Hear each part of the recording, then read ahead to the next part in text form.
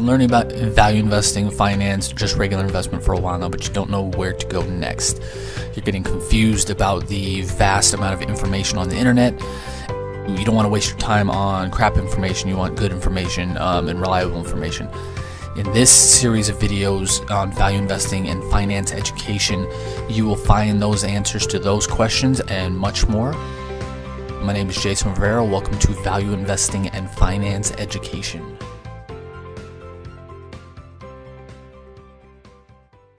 Hey, Jason here. In today's episode of evaluating the qualitative and value investing, we're going to talk about how you can use customer service and reviews to evaluate the qualitative side of a business. Before we get to that, I need to let you know that you can get this this series as a podcast anywhere in the world for free on all major podcasting platforms: Stitcher, Spotify, Anchor, iTunes, SoundCloud, and more. You can get this and the previous videos in this series as a podcast anywhere in the world for free.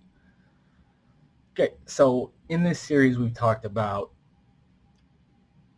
my definition of how I define quality, how I use management, or how I evaluate management and use that evaluation to evaluate the qualitative side of value investing, and others. Those videos will be linked above or below this, and you can go check those out for context to these videos. Also talk about competitive advantages. That's a big one. Competitive advantages as well. Today we're going to talk about customer reviews. So when I probably bring this up, you're probably thinking, it's weird. Why would you be looking at customer reviews? As a value investor, deep value investor, as a deep value investor that's on the outside of the company, we have to rely on any legal informational advantage we can get. This sometimes means, for me, going on Google and searching up reviews for a company on Yelp, Google, basic customer reviews on Google, whatever kind of the industry is. Depending on what the industry is, I will look up a company's reviews by customers and gauge several things that affect the qualitative side of an investment for me. So number one, of course, is the star reviews. Usually it's up to 5 stars, 5 being the best, 1 being the worst, or I don't know if you can do 0 on some of the sites, but typically, of course, you want to see this, the higher the better. If you see, what I usually do is I read a range of the ones and the 2s. I kind of group those together because usually those are just people that are angry. I group the 4s and the 5s together as well because those are people that either love the company or probably know somebody at the company, so they want to leave a review. And then the 3s are typically the most important to me because they give the kind of most relevant and unemotional feedback. So what I look for, of course, if the company has terrible reviews, that's obviously a bad sign. If the company has kind of middling reviews, overall, then, or not overall even, let's say, well, actually this is an example from the past, is I was researching a company and review after review after review after review, and I think they were 3 or 4 stars, most of them, said that the company's products were overpriced. It was some kind of, it was a like a fast food company, I think, if I remember right, and the portion sizes, people complained about the portion sizes being small compared to what you had to pay for the product. That can be good or bad. It can be good for the company, obviously, but if people feel like they're getting ripped off, that's not good. So the biggest thing to me, though, about these reviews is that several of the reviews said that even with a discount coupon, they still felt, and I think the coupon was like buy one, get one free, so it was a pretty good deal. They said that even with these discount coupons, they felt like they weren't getting enough for the money they spent. So for this company, the quality, or the perceived quality, didn't meet the portion size in terms of the amount you had to spend on it. This is a bad thing, especially if it's multiple people saying this. And This, again, I think it was mostly 2, 3, and 4 stars reviews that said this. So, and this was multiple. If you just see 1 or 2 reviews saying something, and it's probably just somebody that's mad. So kind of ignore that, either if it's good or bad. But if you see it over and over and over again, there's probably an issue. So another complaint that the people had for this particular company was that their employees at the restaurants or at fast food place or whatever weren't the best. They weren't the nicest people, which again, you kind of expect at a fast food place and whatever, but that's not a good thing. Especially this was not a large fast food chain like McDonald's or something like that. This was a smaller kind of regional operation. So you want to be doing everything the best you can to keep your clients coming back, to keep them happy, to keep them fulfilled, to keep them feel like they're getting a great value, high quality at great value, so you can continue to grow. So for this company, this is one thing I did, and I ended up not investing in them. This was one of the main reasons why, because this was a long time ongoing issue that they still hadn't fixed. So again, if this is a short-term thing, if they just open this, of course there might be some glitches and whatever. You have to kind of think about all of these things, how long these issues have been going on. Is this a brand new opening? Because things are going to happen when you open a franchise or a restaurant of some kind. So, but I ended up not investing in this company, even though they were undervalued by a substantial amount. For this reason was a large reason. Another reason was because I didn't feel like I could trust management, which we talked about in another video in this series. That was the number one reason. This kind of was another red flag, because if your customers aren't happy and they think they're getting ripped off to a degree, word of mouth is going to be bad. Repeat customer buying is going to be bad. You're not going to be maximizing your potential and your sales and your profits and all that. It's not going to be good. The opposite of this is Amazon. Amazon, if you've ever dealt with the customer service, they have, in my opinion, the best customer service I've ever dealt with.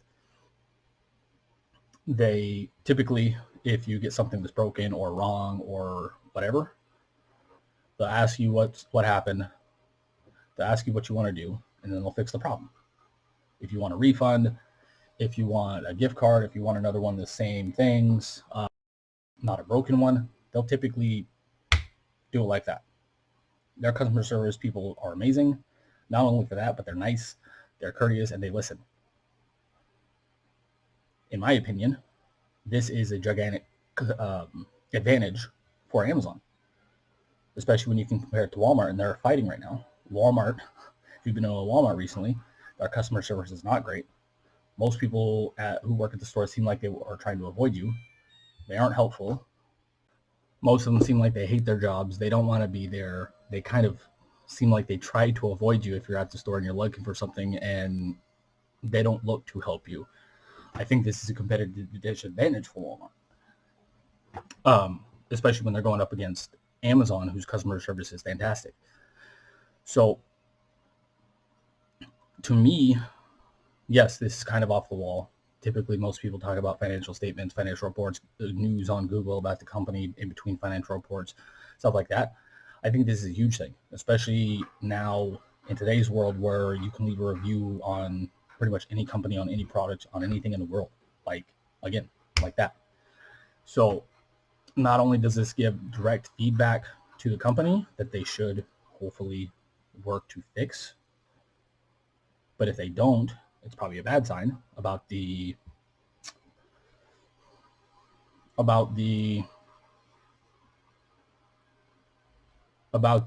how much they care about their customers, I guess, to a degree.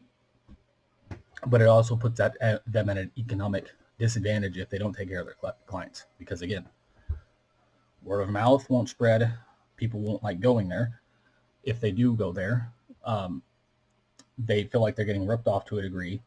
And if customer service is bad, these are 4 bad things that will probably lead you to losing clients and customers to another business. Again, Walmart and Amazon. Would you rather shop through Amazon on your computer and know that you're going to be taken care of if you get the wrong thing and you're going to get it within a day or two? Or do you want to have to deal with Walmart and going back and forth to driving back and forth to the store and dealing with people who seem like they hate their job and they don't want to be there and they don't want to be helpful? Who would you rather deal with? Obviously, the answer for most people now is Amazon, because they are destroying Walmart. Walmart's fighting back and they're doing better in the online arena, but they're still getting, in my opinion, destroyed by Amazon. So these are very important. And this is, yes, it does take time like all the other stuff we talk about, but this is a pretty simple thing. If you see a trend, positively, negatively, or just kind of feedback that's not being fixed, that can give you a ton of information about the company. And not only just about their customer service, but like I said, that one company about their products being overpriced, even with a buy one get one free coupon. People thought the portion sizes were too small, even with a buy one get one free coupon. That's a massive, not just qualitative thing, that's to know, but that's also affects the economics of the company, because it affects how much revenue they're getting, affects how much profits they're getting, affects their word of mouth, affects their marketing, affects how they're perceived and their trustability, all that kind of stuff. So you can gain a ton of information about a company by doing this kind of stuff, and a huge advantage over other people. Obviously, this doesn't work for all companies. Works for retail, fast food, restaurants, stuff like that. Manufacturing, probably not. Insurance, probably not, unless your customer service is just absolutely awful. This will work for more and more industries as we go forward, and you can leave, again, reviews for anything you want. You actually just had a doctor appointment the other day. You can leave reviews for doctors now. So doctors who are not friendly are likely going to be in the decline in the future, and doctors who are friendly are going to be on the ascendancy. People want to be treated nicely, or at least not deferentially, where they don't seem like they care about you. Again, going back to Walmart, this applies to doctors as well. So this over time will become a bigger and bigger competitive advantage or competitive disadvantage for companies, and you can gain a huge legal informational advantage over other investors who won't look at this kind of information. So I hope this helps.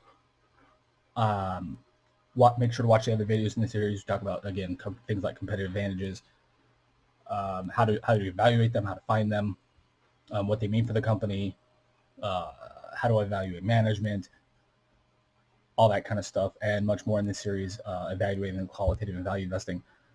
You should be able to watch those above or below or on our YouTube channel. If you're watching on YouTube, make sure to like, love, share, subscribe, and hit the notification bell so you're notified anytime we release a new video, and we're releasing new videos all the time. Until next time, thanks for watching. Have a great day. Talk soon. Bye.